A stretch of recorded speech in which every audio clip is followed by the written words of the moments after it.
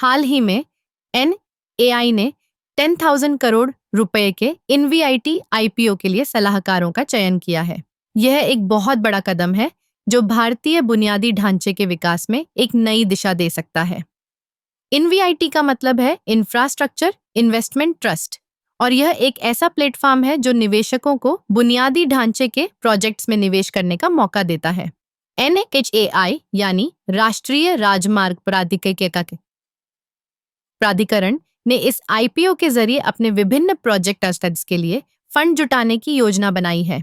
इस IPO का मुख्य उद्देश्य राजमार्गों और अन्य बुनियादी ढांचे के विकास को गति देना है। जब हम बात करते हैं 10,000 करोड़ रुपए की, तो यह राशि किसी भी निवेशक के लिए आकर्षक हो सकती है। यह न केवल NHAI के लिए बल्कि देश की अर्थव्यवस्था के लिए भी एक सकारात्मक संकेत है। NHAI ने इस IPO के लिए जो सलाहकार चुने हैं वे इस क्षेत्र में काफी अनुभवी हैं। इन सलाहकारों का काम होगा कि वे निवेशकों को सही जानकारी दें और IPO के प्रोसेस को सुचारू बनाएं।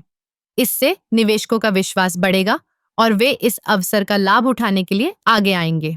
इस IPO के जरिए NHAI को उम्मीद है कि वह अपने अधूरे प्रोजेक्ट्स को पूरा कर सकेगा, जिससे सड़कें और बेहतर होंगी।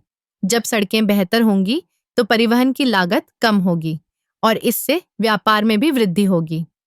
इसके अलावा InvIT का एक और लाभ यह है कि यह छोटे निवेशकों को भी मौका देता है कि वे बुनियादी ढांचे में निवेश कर सकें।